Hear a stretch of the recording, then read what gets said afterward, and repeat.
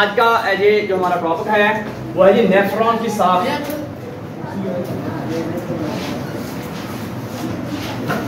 बेटा नेफ्रॉन की साख है गुर्दे की फैलियाती और साख्ती इकाई का नाम नेफ्रॉन है।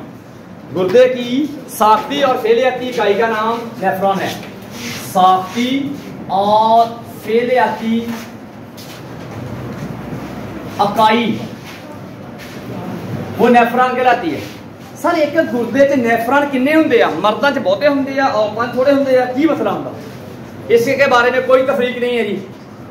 इंसान की बात हुई है, इंसान में इसकी तादाद सेम होती है। जब बच्चा पैदा होता है उस वक्त ज्यादा तादाद होती है, जैसे जैसे उसकी उम्र बढ़ती जाती है नेफ्रॉन की तादाद कम होती जाती है, उसकी एफिशिएंसी बढ़ती जाती है। हर गुर्दे में 10 लाख से ज्यादा नेफ्रॉन होती है, 10 लाख से ज्यादा होती है नेफ्रॉन हर गुर्दे में, याद रखिएगा। अब 2 गुर्दों में 20 लाख। इंसान के अंदर से पेशाब खारिज करने के लिए 10 लाख काफी है, एक गुर्दा ही काफी है पेशाब खारिज करने के लिए। अब लाजमी नहीं कि गुर्दा का काम पेशाब खारिज करना है, बहुत काम इसके बताएंगे आगे जाके चैप्टर 3 के अंदर। गुर्दे के और भी कई काम है, ये बड़ी डिटेल से इंशाल्लाह हम आपको बात इसकी बताएंगे। बेटा गुर्दे के बेसिकली 2 हिस्से होते हैं, रीनल ट्यूब्यूल और renal corpuscle. Renal tubule, renal corpuscle.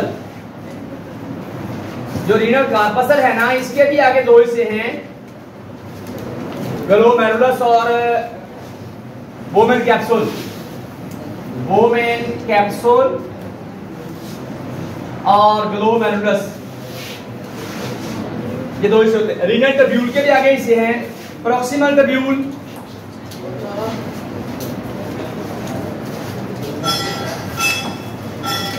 Proximal tubule, loop फैनले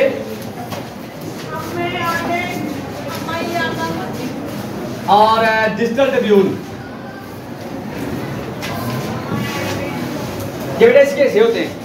अब इसके तीनों हिस्से हैं और इसका अकेले अकेले का काम है वो बताते हैं आपको। कि पहले इसे याद रखें, सबसे पहला कीफनुमा हिस्सा होता है इसका बेटा, रीनल कार्पसल के होते हैं। पहला हिस्सा ये वाला है,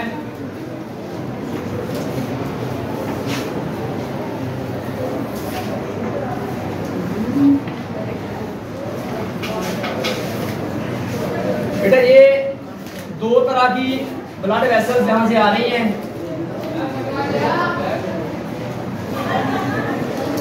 ये 2 खून की नालियां आ रही हैं, एफरेंट आर्टरीज और इफरेंट आर्टरीज।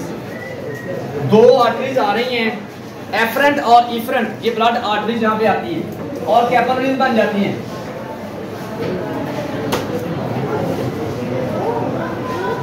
और ये बेटा गुच्छा जो है ना कैपिलरीज का, ये रीनल आर्टरी है, ये आगे जाकर कैपिलरीज बन जाती हैं। बेटा इन कैपिलरीज को बोलते हैं ग्लोमेरुलस। इनमें खून का प्रेशर बहुत ज्यादा होता है, आम बॉडी के प्रेशर का 60% गुर्दे में होता है, बहुत प्रेशर होता है। अगर गुर्दे में इतना प्रेशर ना हो तो फिल्टर ना हो ये वाला गंदमंद खून का। ये जितना भी ग्लोमेरुलस है ये बड़ी स्पीड से प्रेशर के साथ खून इसमें आता है और इसकी जो गंदगी होती है वो निकल के यहाँ पे आ जाती है। इसे बोलते हैं ग्लोमेरुलर फिल्ट्रेट।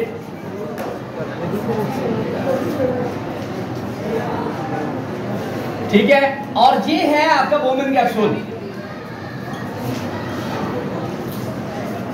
और आगे पहला बालदार हिस्सा जो हमारे ये है नेफ्रॉन का, बोलते हैं distal tubule, proximal tubule, proximal tubule. और बेटे बालदार हिस्सा नीचे को आता है ऐसे,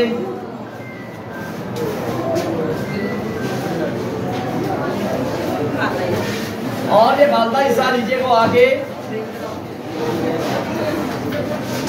ऊपर खड़ा जाता है ऐसे। इसे बोलते हैं डिस्टल ट्यूब्यूल।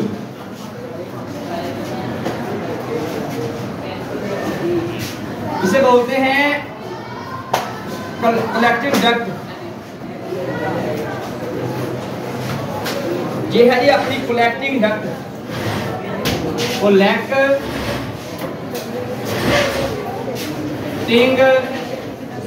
डक्ट।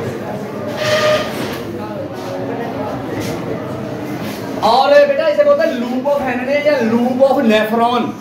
ये यू शक्ल का हिस्सा ये वाला जो लूप ऑफ हेनले, ये एक बंदा हेनले था, उसने दरियाफ्त किया था इसको, या लूप ऑफ नेफ्रॉन कहते हैं। ये है इसके हिस्से प्रॉक्सिमल ट्यूब्यूल, डिस्टल ट्यूब्यूल। पहले बात इसका प्रॉक्सिमल, दूसरा डिस्टल। ये लूप ऑफ हेनले, ये डिसेंडिंग एंड है आपका, डिसेंडिंग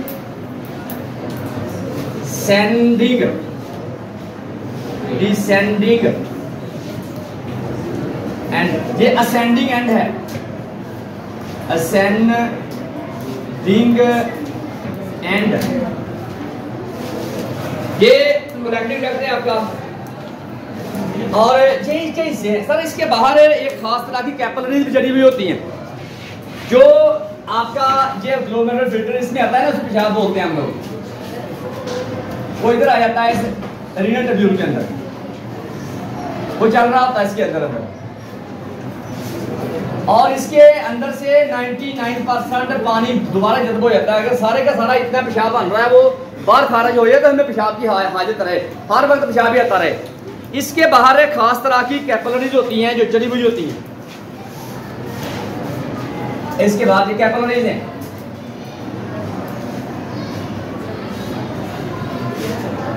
ये बेटा कैपिलरीज है, जज्ब करती हैं पेशाब में से 99% पानी।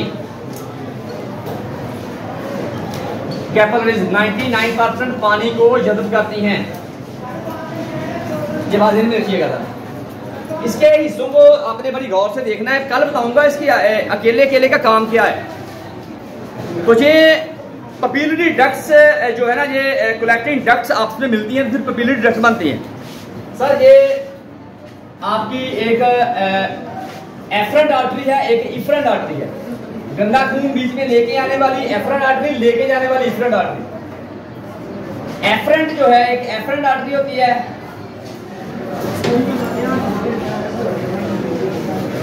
एक होती है इफरेंट आर्टरी। ये खून लेके आती है, डीऑक्सीजनेटेड खून, गंदा खून लेके आती है, लेकर आती है गुर्दे में। जब सारा गंदमंद निकल जाता है तो वापस खून लेके जाती है वाली, वापस साफ खून। इफरेंट याद रखिएगा, एफरेंट गंदा खून लेके आती है पूरी बॉडी से, यूरिया साल्ट्स वगैरह वाला। और जो इफरेंट है, ये एफरेंट है वो गंदा खून लेके आती है, एफरेंट जो है वो साफ होके वापस चला जाता है। जितना गंदमंद खून का होता है वो फिल्टर हो जाता है यहाँ पे। अब ग्लोमेरुलर जो है उसको फिल्टर कर देता है, और ग्लोमेरुलर फिल्टर कर देता है तो ग्लोमेरुलर फिल्ट्रेट बन जाता है। ग्लोमेरुलर फिल्ट्रेट है वो रीनल कार्पसल से आगे है। सारे ग्लोमेरुलर से और बोमन कैप्सूल दोनों को रीनल कार्पसल कहते हैं। इसके बाद आगे आ जाता है रीनल कार्पसल, ये रीनल ट्यूब्यूल। पहले इसे को बोलते हैं प्रॉक्सिमल ट्यूब्यूल, फिर लूप ऑफ हेनले, फिर डिस्टल ट्यूब्यूल। ये अपना सारा गंदमंद जो पेशाब होता है वो इसके अंदर फ्लो करता है, लेकिन बाहर इसके खास तरह की कैपिलरीज होती हैं, वो 99% ग्लोमेरुलर फिल्ट्रेट में से अपना पानी जज्ब कर लेते हैं।